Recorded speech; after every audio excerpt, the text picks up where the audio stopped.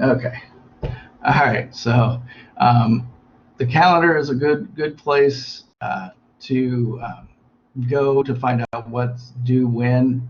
Since this has been went to an online format, I pretty much made Sunday the due dates and the Sunday at midnight the due dates for all assignments. I do believe, but go by the calendar. Whatever is set in the calendar is the due date and time. But I do believe Sunday at midnight is the due date. And as I said, I do believe most, if all the assignments and quizzes and exams are set already in the calendar. So if you want to work ahead, you're more than welcome to work ahead. Let's see here. Some of the things. So yeah, so that's good for the calendar. Time to blast through all the course material. Yeah, yeah. Yeah, you're free to do that. I mean, I know, me personally, when I was going through school and things, I worked a lot, but weekends I could do a lot of things, and so I mean, I'm giving you that opportunity. If you get blocks of time, work ahead.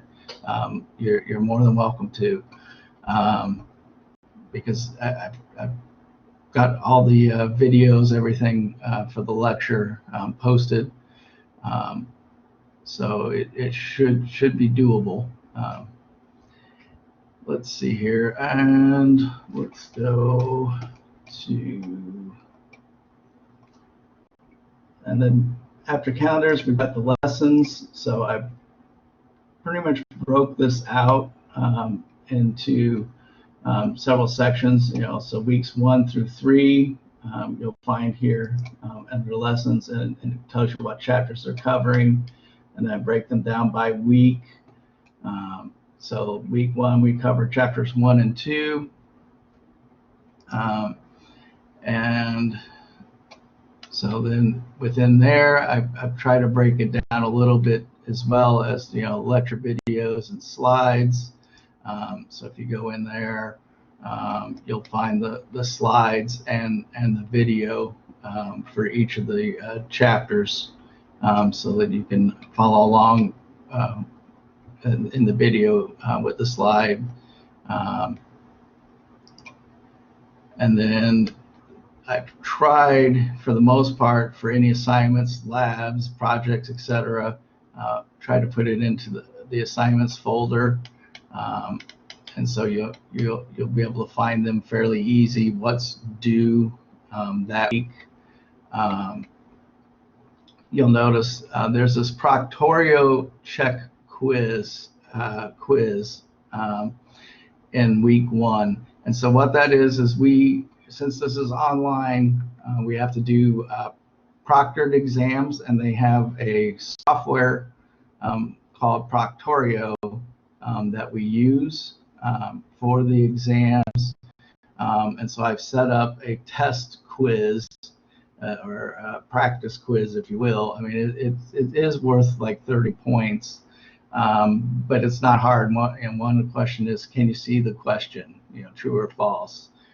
Tell me what your major is, and then tell me a fun fact. So it's a very simple quiz, but it's meant to see that you have Proctorio set up correctly, and you need to use Google Chrome. So it only works in Chrome. It's a plugin for Chrome, and I'll go here. If you type in getproctorio.com, it'll pull up and it'll allow you to install it. So here, let me remove it. I'm going to remove it from Chrome. Good morning, Jess. Welcome. All right, so I'm going to refresh now that I've uninstalled it. So if you go to getproctorio.com, you'll see that you can install it. So I'll just click there to install it. I'll add it to Chrome. add the extension.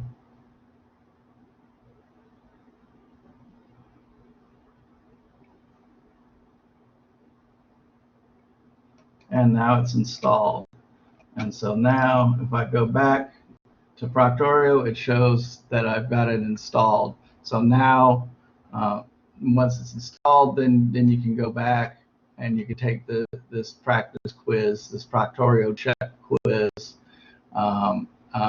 But you do need to have a web camera and microphone. So you're not able to take this quiz or the exams without a webcam or microphone, and that's how they proctor the exam. And so that's how we will be taking the exams. So that's why I've set this up, so that you can make sure that your computer is set up and that you'll be able to take the exams, which we have one in week 3. So we move pretty fast in the summer. So we are doing 2 chapters a week, technically, for weeks 1 and 2. But then you've got week 3 for the exam. So if we go back here, yeah. So you got chapters 1, 2, 5, and 7. Yes, I am recording it. It's being recorded. So you have chapters 1, 2, 5, and 7 for weeks 1 and 3. The exam is at the end of week 3 or any time really. You have up until that Sunday of week 3. So let me go to the calendar here. So Sunday the 21st, right? So week 3 goes all the way to the 21st. So the exam 1 is due on the 21st. So you technically have those 3. It'll be in the lessons folder, weeks 1 through 3, week 1, and then I'll probably put it right here at the top, right above this lecture videos. I'll probably put a link right there for this video, so that it's easy for people to see and find. Yeah, no problem. Let's see. Okay, so sure. I have a really loud cat confusing me alone. Would this be a problem with the proctored exam? No, it won't be. I mean, it'll probably flag it for review, but then I'm the one that reviews it, so it's not an issue.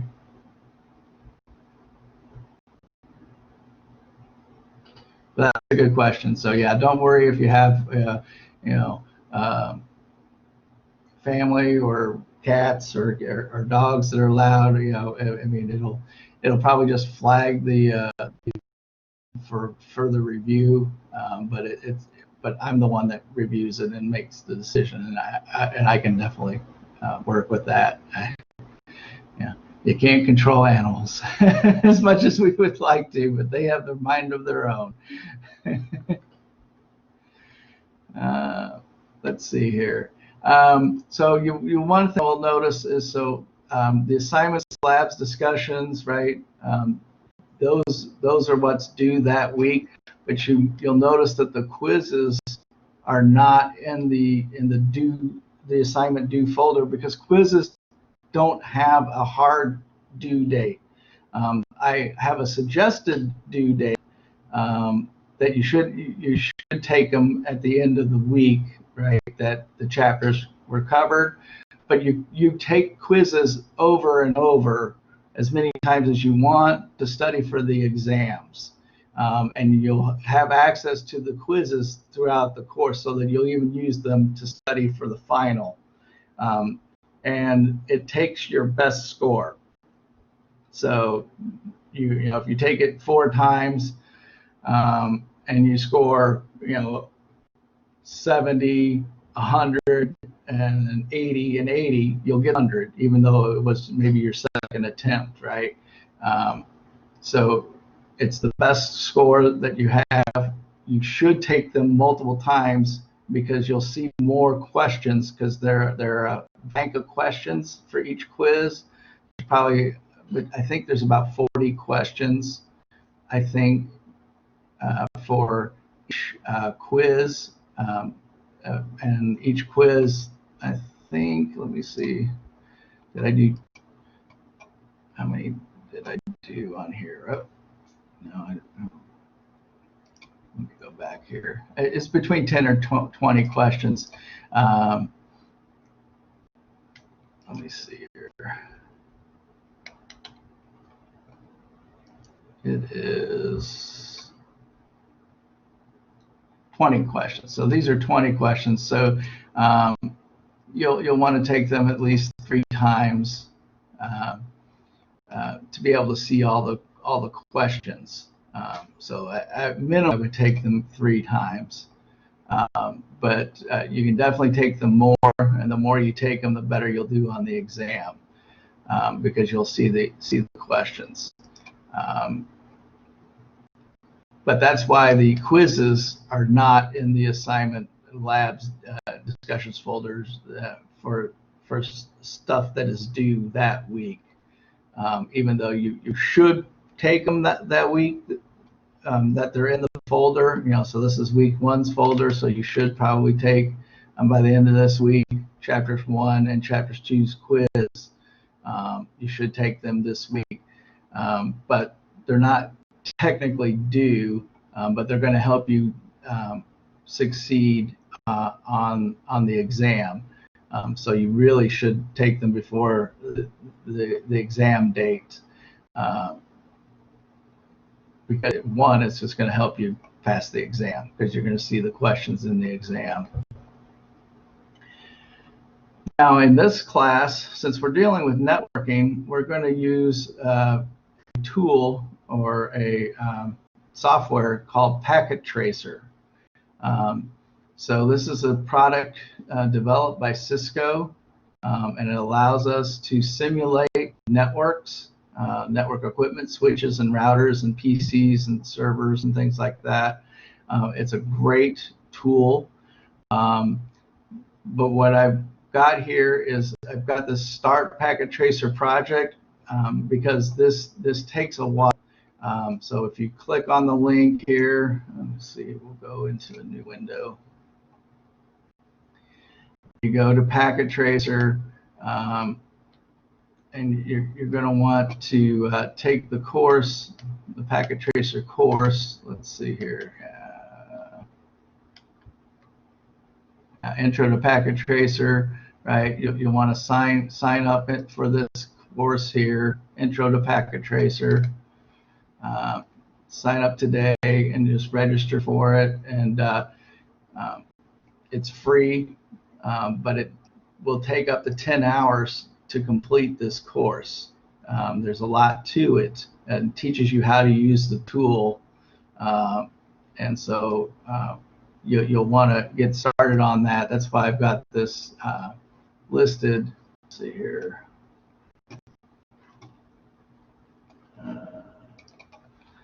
In week 1, and you'll need to have this done, I believe, is week 3. So by end of week 3, you'll want to have completed this course.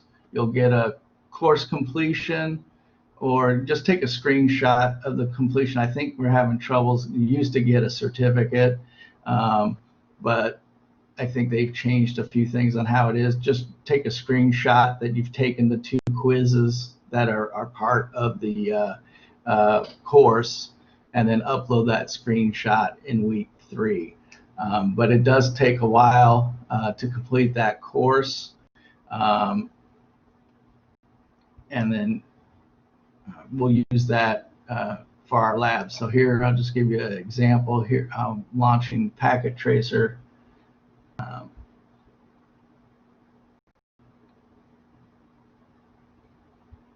And so this is put out. Yeah, it does require you to log in.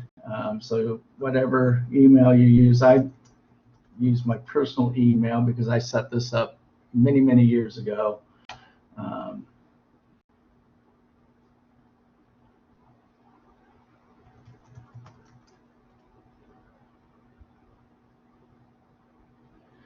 and so now I'm logged into the tool. That's why you have to take the course. You have to log in and, and register with Cisco. But so we have, right now I'm set on network devices, routers, and then so I have all these routers that I can choose from. So I can drop the router onto here. I can switch to the switches. I can drop a couple switches on here, and then get to the cabling, and I can connect the switches to the router.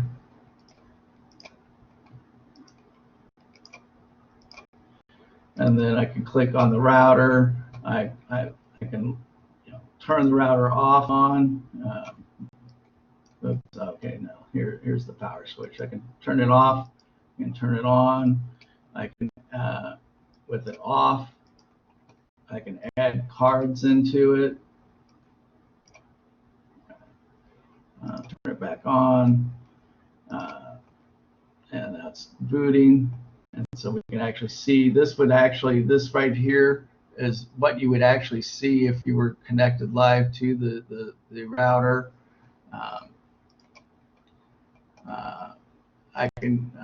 So right now, you've got red lines because the interface is turned off. We can turn it on, and then you'll see that it goes green. And then we'll make some settings and things like that. You can add a PC. You can add servers. You can do all kinds of things with this. But we'll get into it. But as you can see, it's a very powerful tool, and we can create many different networks with this tool. But like I said, the class goes over all those objects, how to do things, and gives you a good intro to the tool. But it does take 10 hours, so please get started on that, because we'll be needing it for the labs that we start doing. Let's see here. Okay, so that's week 1, our labs. And everybody that's on here right now, you found it, right? So the course room, right? You go here in the left and you click on the course room. And this is for those that are watching the video. But so then you would have clicked on the first day and joined the session, right? Clicked on it and click join session. But then I'll have the other listed here. In fact, this one will go away after today, most likely, and then I'll create the other sessions. Right now, we do have a survey. Let's go here. Pull this up. So we're having a survey as far as when we should hold these online sessions. And let's go check that out right now.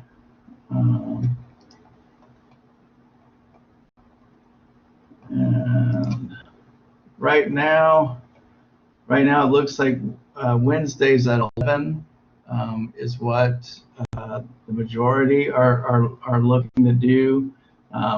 So please complete the survey. So we got 4, 6, 7, 8, 9, 10.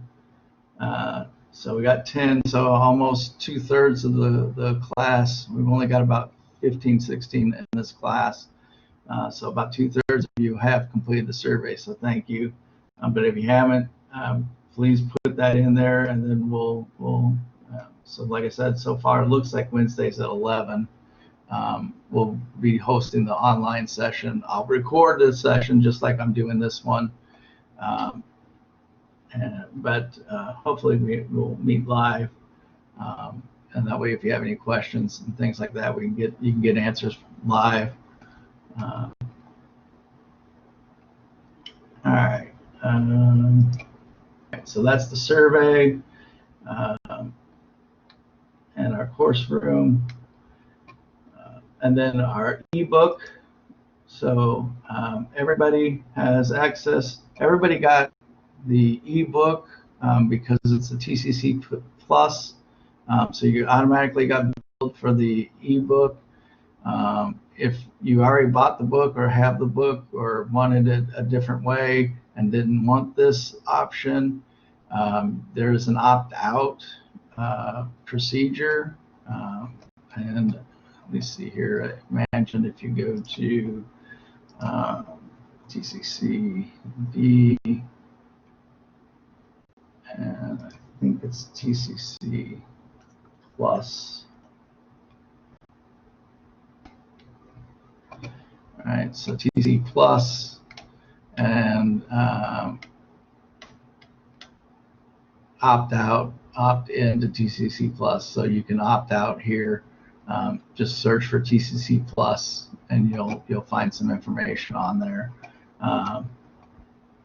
But otherwise, you'll have access to the book through here.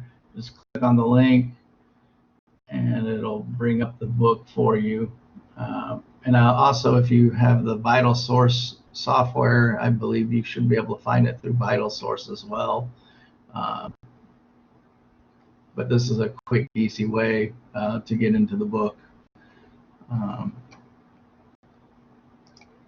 right. Let's see. And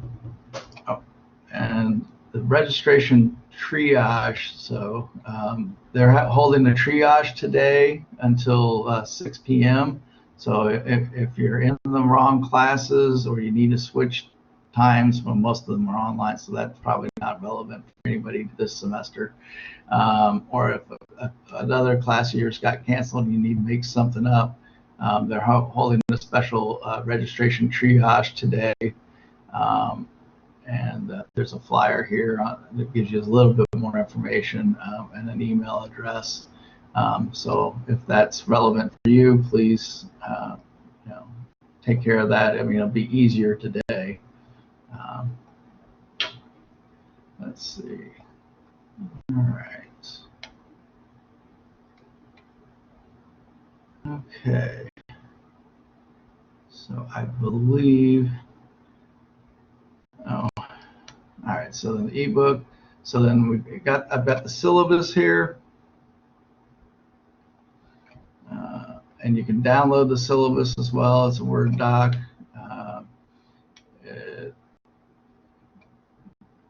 I should probably put my personal number. I mean, if you call my office number and leave a voicemail, I will get it. But obviously, I'm not in my office. But I will get an email with the voicemail, so you can leave a voicemail that way. But email is probably the best way, or Google Hangouts. Those go straight to my phone, so I check that regularly. That's our book. The grading, right? So we got 20% will be for our projects, 20% will be for the homework assignments. Basically, the discussion threads are the homework assignments. Quizzes will be 10%. Mostly it'll be packet tracer labs, but I think there's a wireless lab that uses Linksys webpage, but the labs are 20%. And then our comprehensive final and a final lab. So there will be a packet tracer lab for the final in this course, and together the exam and the lab are 10%. I want to say the lab might be 25% of that, right? I'll have to look at that.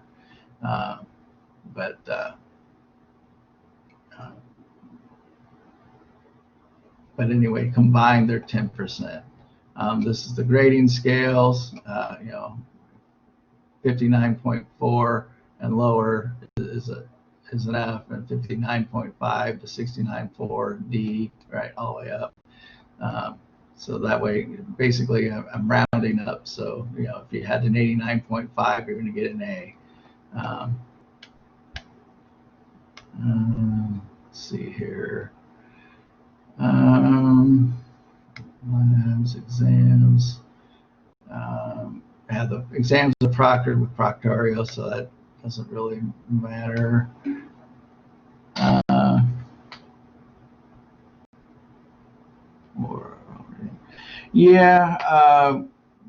For these labs, right? All these will be individual. I mean, you're welcome to get together, to work together on them, but you'll each have to turn in your own packet tracer labs. But yeah, because of the way this is, we won't have any group projects or labs. It may still say that in the syllabus, but yeah, for this, because it's online, it's not really a great way to do this. But good question. Let's see here. Right, so late assignments. Yeah, right. Yeah, exactly. Yeah, with a truly online format, it's not easy at all to do that. So yeah, individual. So late assignments make up policies, right? So quizzes have no due date, so they're never late, but they're going to help you on the exams. But other homework, labs, projects, etc., I do deduct for being late for each calendar day 25%. So after the fourth day, it's basically a zero. And we really don't have a lot of time in the summer classes anyway for you to be having things late, because we're moving pretty quick. Makeup exams, if there really should not be a reason to have a makeup exam, because you have, well, basically you could take any exam at any time right now. They're available to you. And so you have weeks, to take them. So there should be no reason to miss the exam cutoff date. Now, if there's a technical issue or something like that, obviously I can create a makeup exam and work with you on that. If you really wanted to suffer, you could take the final right now. It is available and open. And yeah, you would suffer greatly. That would probably not be a good choice. But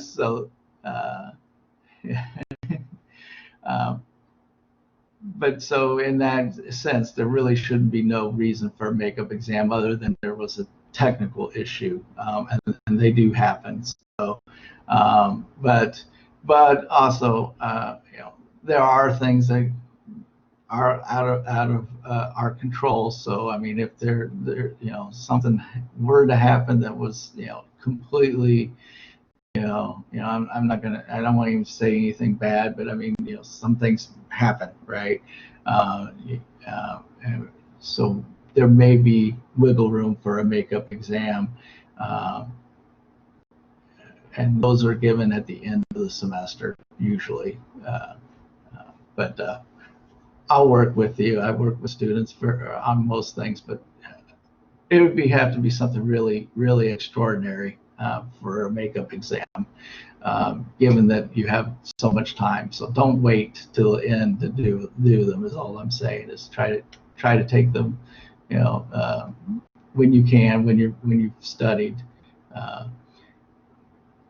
Extra credit, I don't usually give. I definitely don't give any extra credit to individuals. If I do give extra credit, it's for the whole class. Everybody has that opportunity. And I'm not sure. I might have a lab or something that I might have for extra credit, but right now I'm not aware of anything right now. But if I do, it'll be for the whole class. And then, of course, TCC has mandatory attendance policies. So,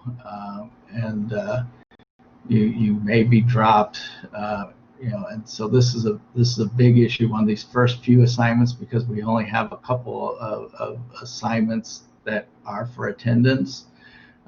So please make sure you get these first few assignments that are for the attendance. Once again, like the 8th for the chapter 1 discussion thread. Make sure you get that in chapter 1 discussion thread as soon as you can. And I won't drop you, and but not to say that the college doesn't, but I don't think they do that either. But attendance is important. So and our attendance is based on those assignments that I mentioned earlier. Let's see here. Yeah, scholastic dishonesty, right? So please make sure you work at your own. I don't believe I have any papers. Well, no, there are a few papers, but yeah, they're over the videos or something, so they shouldn't be plagiarizing anything, because it'll just be your opinion on the videos. But just make sure you're honest. And no cheating, no cheating on the exams. So the quiz, they're open book, open notes, and you should take them over and over. The exams, though, are closed book, closed notes.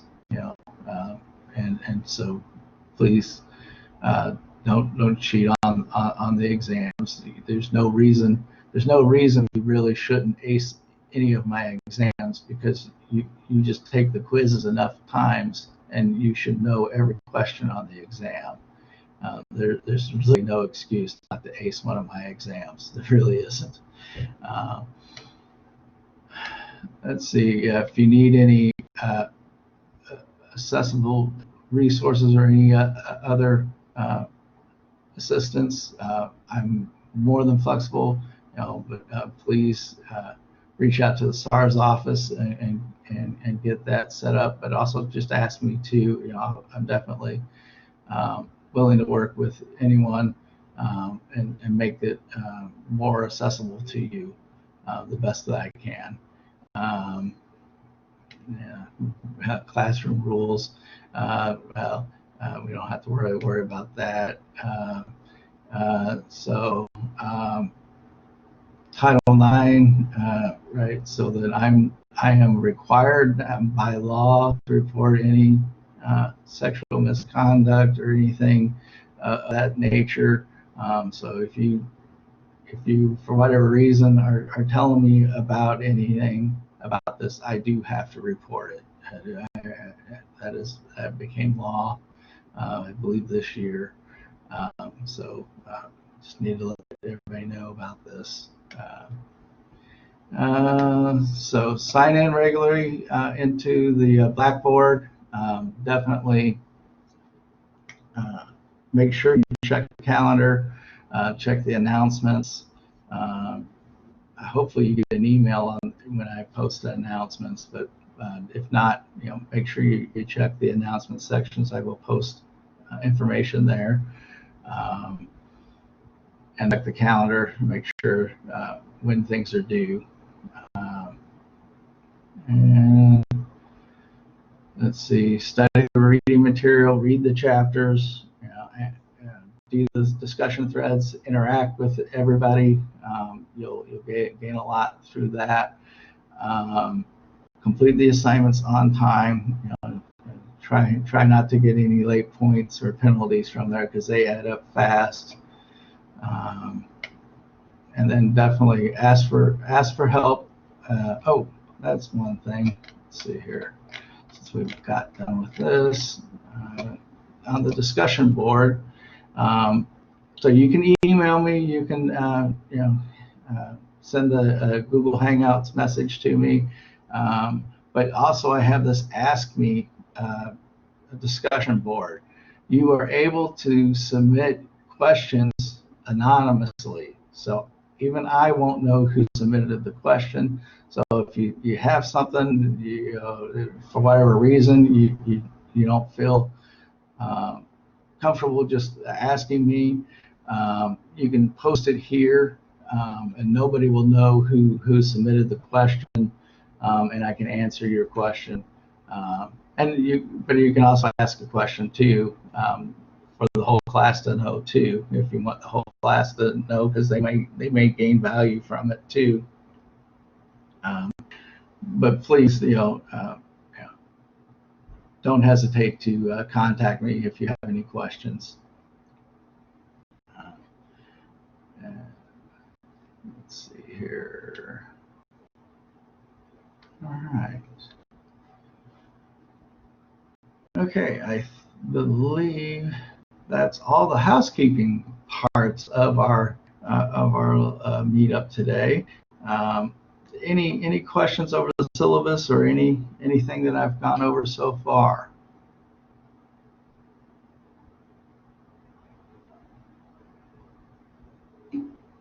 Okay, good.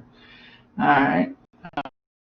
So I figured I would just take a few moments here and go over some of the some highlights, I guess. I mean, I definitely go over the slides and the information in the slides in my videos. But okay, and I do want, so let's see here. So one of the things we talk about in chapter 1 is our hardware about routers and switches, right? So routers is another term for router is a gateway. So you might hear me say gateway, and also in a lot of the assignments, and that you'll need to put in the gateway IP, the default gateway IP.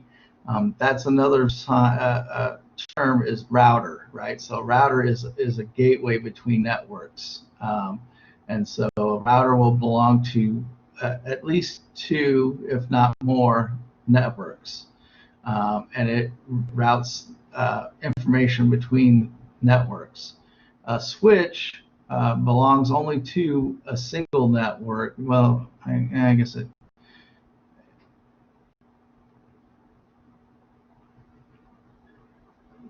Well, a typical switch only belongs into one network, and it's on a local network.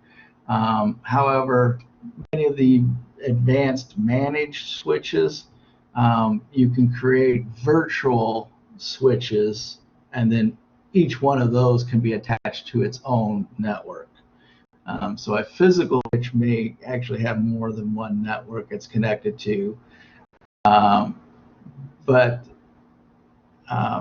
a switch only technically connects to one network, and we'll see that. So if you go here, so here you have a home router, or you could have just a corporate router too. It would connect to the internet is one network, and then the home network is another network, and then the switch connects to all the devices on that one local network. Now here at home, a lot of us have a combined device that's a router and a switch, and that's depicting that here. But it's still the router part segments off the networks. And once again, a router is also known as a gateway.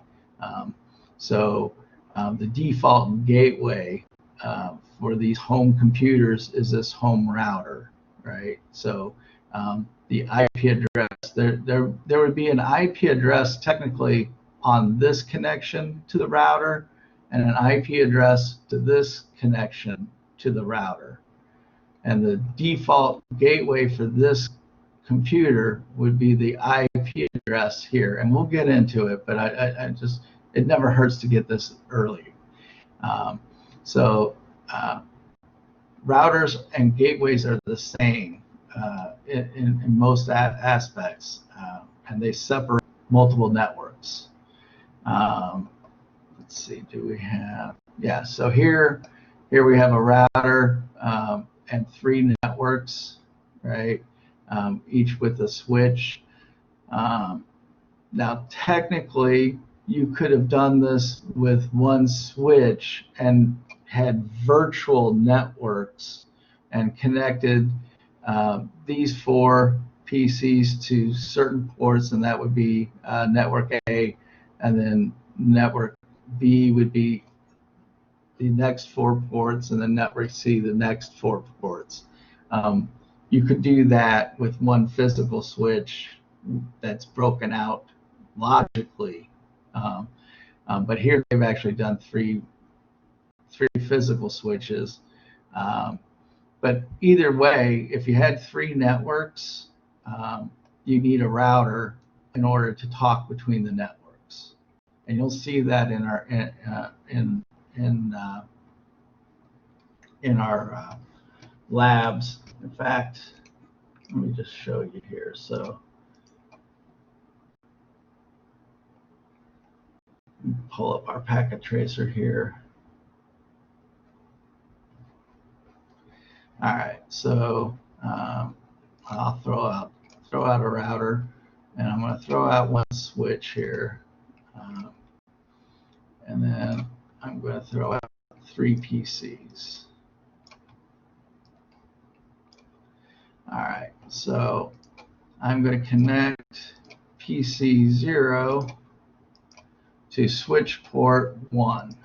All right, and I'm going to connect PC 1 to switch port 10 and P2 to switch port 20.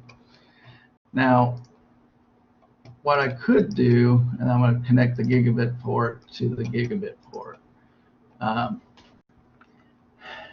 Now, because this is a 2960 Cisco switch, it's a managed switch, I can set it up so that PC 0 is in network A, PC 1 is in network B, and PC 2 is in network C. So there could be 3 networks or more connected to this one switch. But if I do that, then I have to have a router in order for PC 0 to talk to PC 1 or PC 2. As it is right now, I haven't created virtual networks. They could talk to each other right now. One physical switch, they could talk to each other. But if I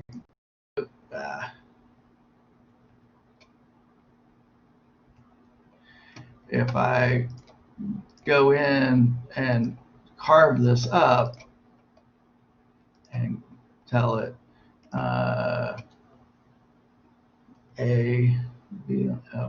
VLAN number, so we'll go with 10 VLAN A.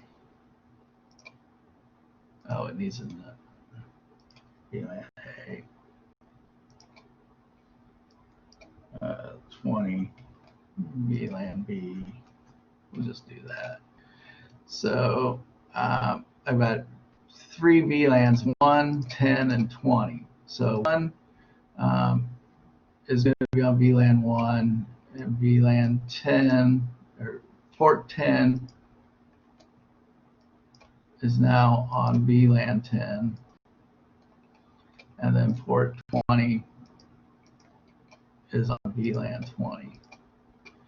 Yeah, so now because I've done that on the switch, Port 1 is in VLAN 1. Port 10, which PC1 is plugged into, is in VLAN 10. And then PC2 is in port 20, which is on VLAN 20. Now, these PCs cannot talk to each other as it is configured. I would absolutely have to connect a router in order for these three PCs to talk to each other. So that's one interesting aspect of virtual LANs, or basically carving up a physical switch into multiple networks is what you're doing. And it's just saving cost, right? Because otherwise I'd have to have three switches, three physical switches if I wanted to have three separate networks. But in this case, I could have three separate networks, but one switch. But I then need a router for it to communicate. Well, you'll get into that, and you'll definitely deal with it. But I wanted to cover that. Let's see here. Oh, okay. Hold on here. Oh, I know where it is. It's behind my computer. Okay. All right. So that's the difference between routers and switches, right? So switches are local and on a single network technically, and then routers connect multiple networks. All right. So, and then, all right. So the book also goes into the OSI model and how devices communicate on a network. And so this just gives an example of, you're at your computer, you open up your browser, and you go to a website. So what it goes to your operating system, and then the operating system sends out the packets through the hardware, right? And that connects to the network. And then those packets go up through the web server's hardware to its web server's operating system and to the web server application. So it follows this. Pages, can I cite a slide number? Yeah, that'll work too. Yeah, slide numbers work just fine. Yeah, good question. So yeah, on the discussion board, assignments, instead of chapter pages, you can cite slide numbers. Yeah, I will allow that.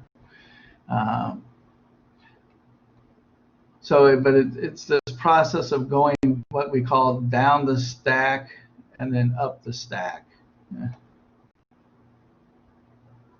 Oh, good. Okay, cool.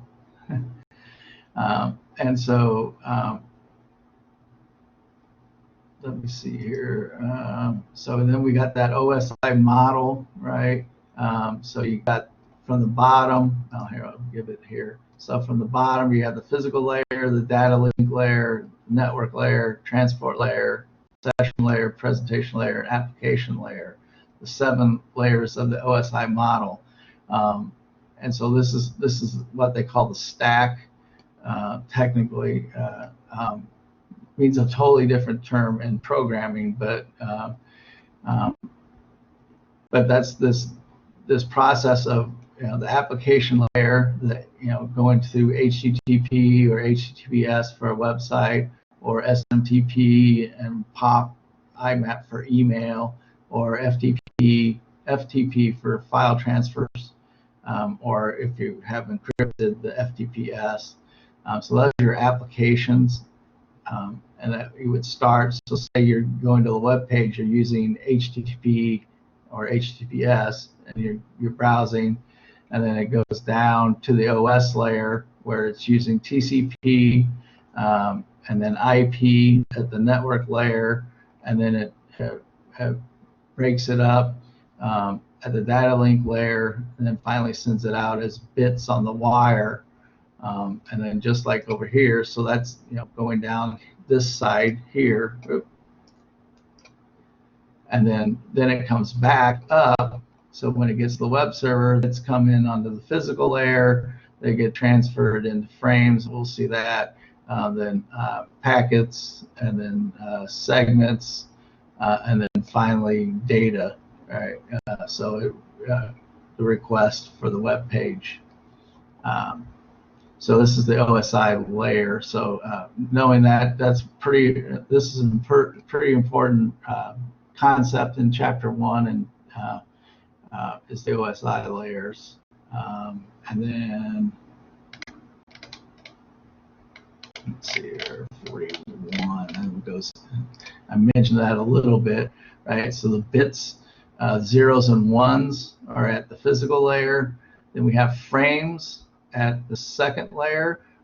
Frames are what are used by switches. Switches work at layer 2. IP packets is at the network layer, and this is layer 3. So this is the IP addresses are at layer 3 of the OSI model, and that's what our routers deal with. Segments is the TCP. This really is the transport, and just make sure that the packets arrive. Do we need to resend them? Things like that. That's just that overhead, kind of that. And then you got your data or payload for layers 5, 6, and 7. And so 5 just handles the session, and then 6 does presentation. So if you were doing any encryption, decryption, things like that, that would happen at this layer. And then finally at the application layer, it's either displaying the web page or serving up the web page, right? Depends on if you're on the computer or the server. But once again, it's following that OSI 7 layer model. It's a great model to learn how things are working on the network.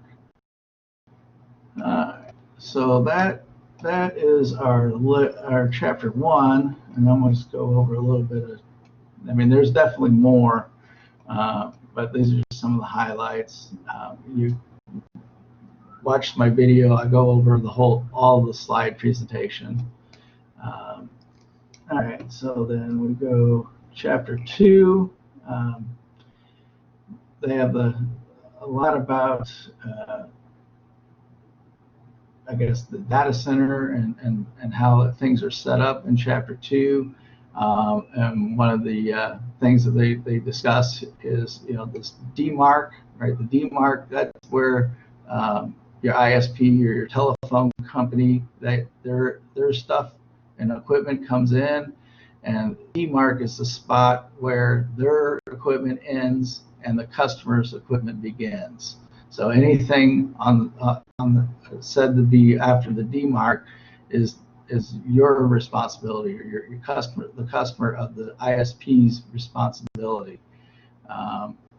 And so then we have the main distribution frame, I believe.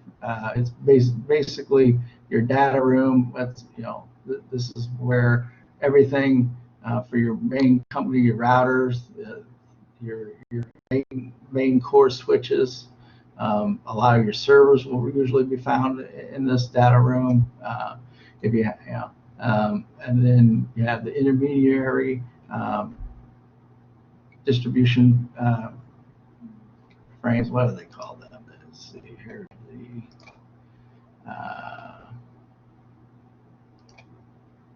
I thought they had them. They're IDF.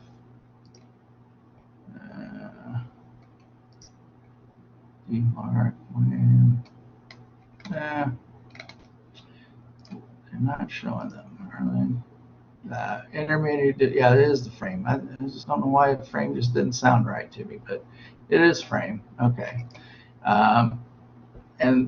So these are where your switches out here, like say this were a classroom or an office area, right? You'd have your intermediate distribution frame, the switches that these computers would be connected to, and then you'd have a backhaul from your intermediary frame to your main distribution frame or your core equipment, and then same to other buildings, or so building B, building C, you have that work that way, and that's where your switches would be located here in a closet sometimes, or in a room, but a lot of times they're in a closet, and then you have the cabling go back, and then so here's just another slice view of a multi-story building, right? So you have your main distribution frame, you have the entrance to the facility, the demarc would be right over here, and then you'd have cabling that goes up and across into the ceilings, typically, to the work areas, and then yeah, it's really not the data room, but the data room would probably be on that first floor. But then you have vertical connections going up the walls, and then horizontal wiring that goes through the ceilings. Let's see here. So racks and patch panels. Let's see here. So this is a typical patch panel, right?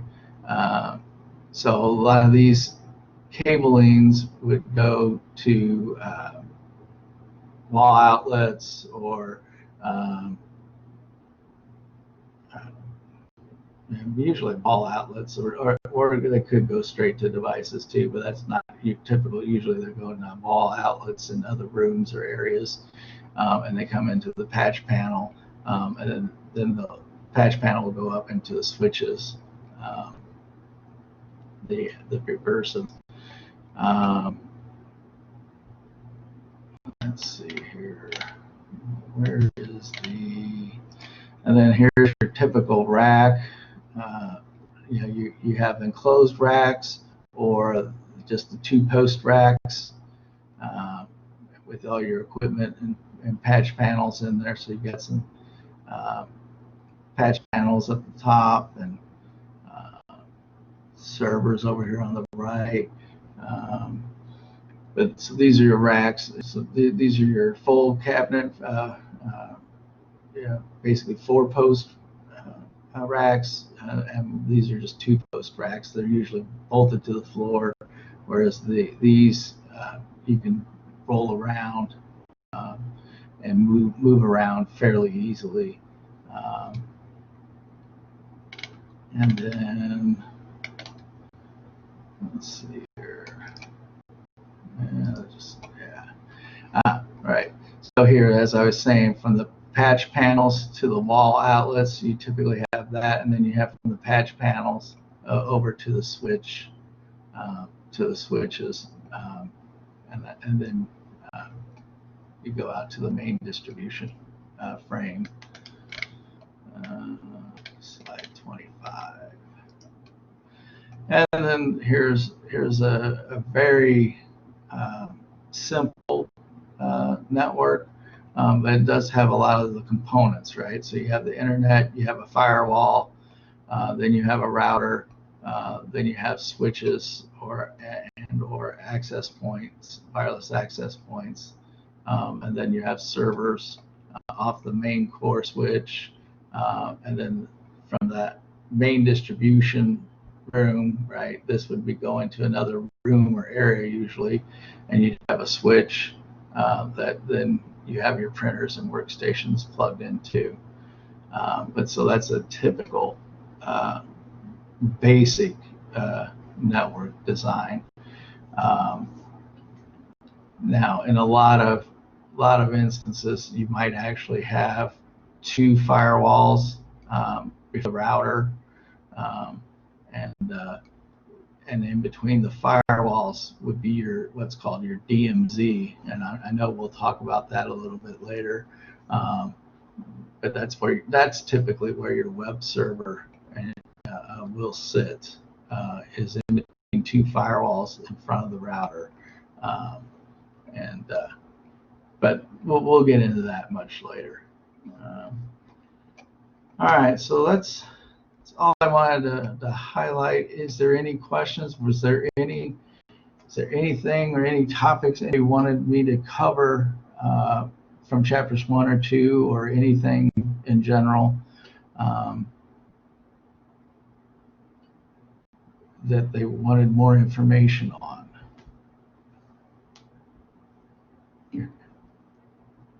All right. All right. If no one has any questions, that's all I have for today. So just please make sure to work on the chapters 1 and 2, the discussion threads, and the packet tracer. I definitely highly recommend that.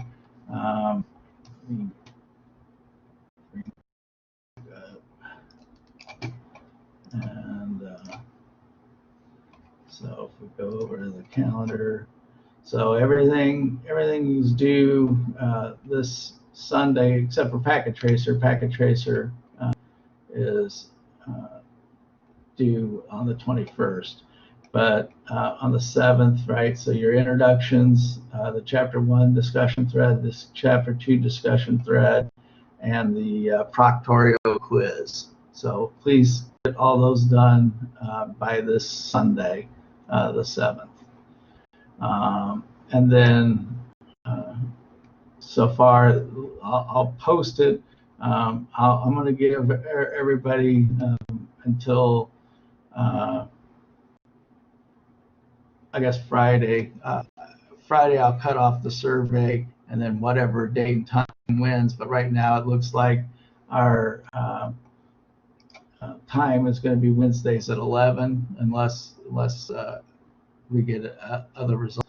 But I'm going to give until Friday, 5th, for people to respond to the survey, and then I will post this weekend for sure as to when we're going to meet. But as I said, it looks like right now it'll be Wednesdays at 11 for this class. All right. Well, if there's no other questions, it's great to meet you all, and I hope we should have a very fun semester. And I can't wait till we get into the packet tracer stuff, because that's where a lot of the fun happens. But otherwise, have a great afternoon. Thanks. Yeah, you too. Yeah. Oh, I know. There we go. And stop.